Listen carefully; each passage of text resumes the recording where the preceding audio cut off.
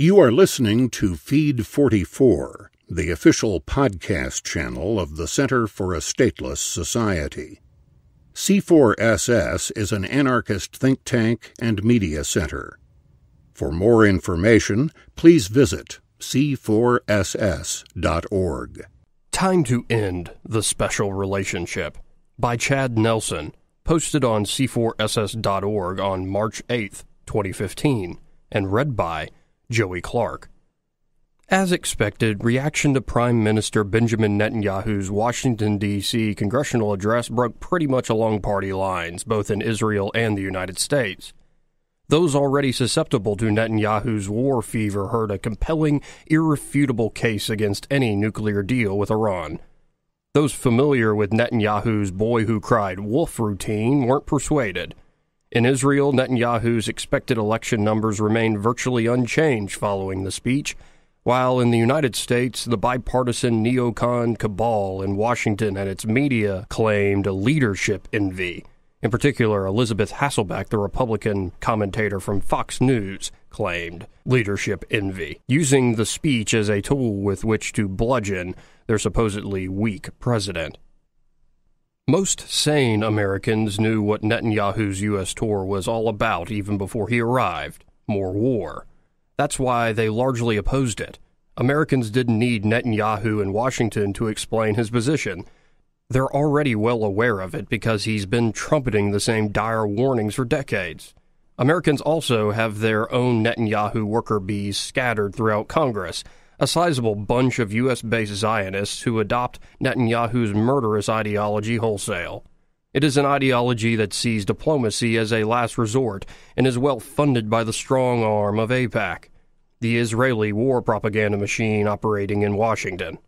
One need only look to their work to learn what Israeli warmongers want. So while more discussion and new information are normally welcome before war is waged, Netanyahu's antics gave us neither. His congressional hosts will use his address to bolster their calls for the continued American war state, which is waged as much by the Israeli state as the American one.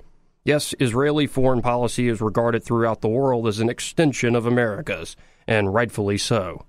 Stolen taxpayer loot funds Israel to the tune of several $billions annually.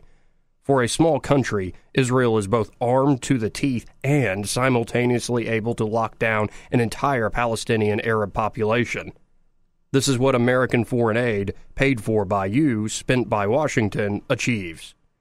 The growing disconnect between the U.S. government's staunch support of Israel and the American public's disagreement with that support is best explained by Lysander Spooner's No Treason No. 6, in which Spooner says of Congress, quote, "These pretended agents of the people are really the agents of nobody." For if members of Congress were legitimately acting as our agents, we would be, quote, "responsible for all acts done within the limits of the power entrusted to Congress." That constituents are not held legally responsible for the actions of their congressional quote-unquote representatives says much about the purported agency, or lack thereof.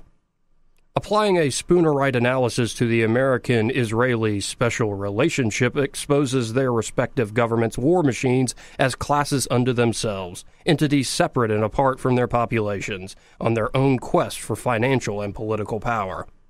As with all large bureaucratic institutions, be they governments or corporations, they exist purely for the people running the institutions. The sooner we treat them as such, the more likely we are to lessen their body counts. You've been listening to Feed 44, the official podcast channel of the Center for a Stateless Society.